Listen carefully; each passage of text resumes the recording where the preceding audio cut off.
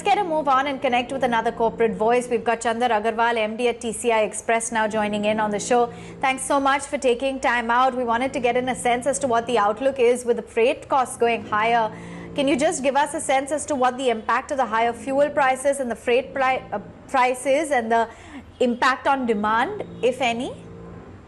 Right. So the most important thing is that in the express business, in the TCI Express business, we have a price mechanism system where the cost is actually transferred right away as soon as the fuel prices increase.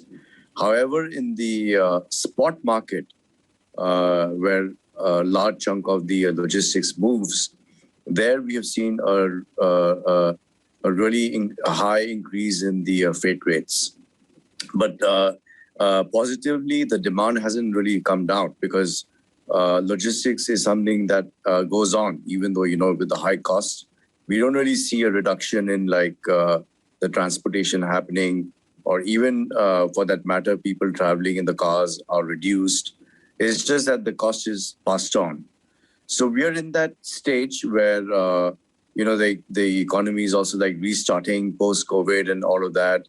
So consumption is strong, manufacturing is getting stronger. So the cost is being absorbed.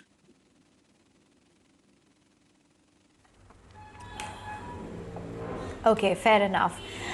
What's the outlook as well on the lag to pass on this freight impact? Will there be an impact on your overall margins due to this? Not really. In our business, it's pretty much like a straightforward pass on. It's not like there's a lag where the contracts have to be, we have to wait for the recontract to happen, because that's more prominent in the logistics or the 3PL side of business.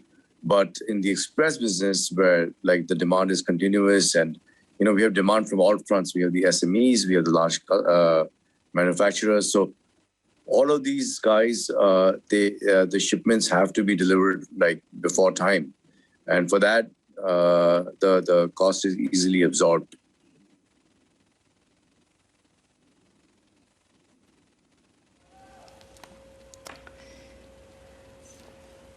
Okay, so that's how it's looking on the costs on that front.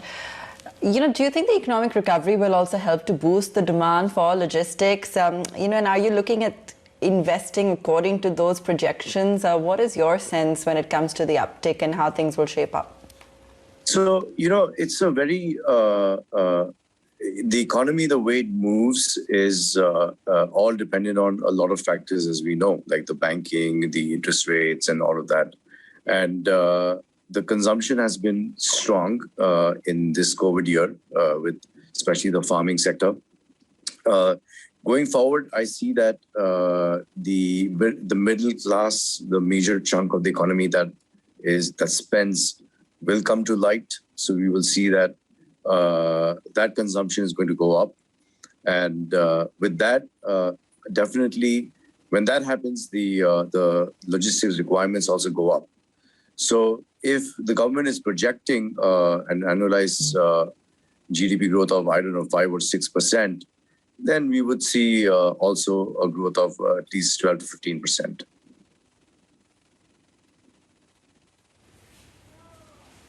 Okay. Where do you see demand coming from as well? When we talk about the SME segment, that's definitely seen better demand, but how is that stacking up now vis-a-vis some of the other segments? Where are you seeing signs of further optimism? So the SMEs have been they were the first to spring up when the COVID lockdown was opening up. And they also, going forward, I see that they will keep maintaining that strong momentum, and understanding what has happened this year in COVID, through the COVID times. We've also planned to open another 100 branches next year that will primarily cater to not just the SMEs, well, primarily the SMEs, and then also the large customers that are expanding their spread throughout the country.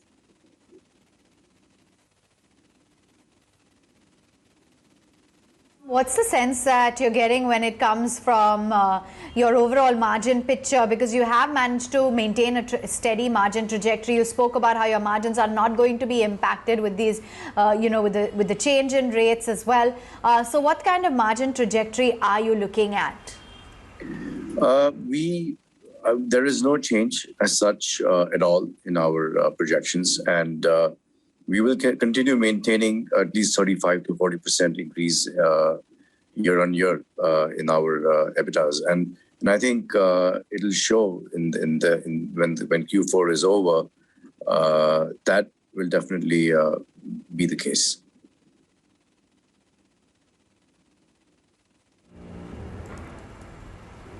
Okay, and what's the plans when it comes to your capex going forward with respect to the sorting center in Pune? So we have planned 400 crores for 5 years, and out of which we already spent about 200 crores in the past 3 years. Going forward, yeah, we have the plan intact. The sorting center in Gurgaon and Pune, which is going to be one of its own kind in Asia and in India. That is in the investment is going. There's no change in that, and we hope to complete it with all the shutdowns and the lockdowns. So we plan to set it up and get going by at least Q2 of the next financial year.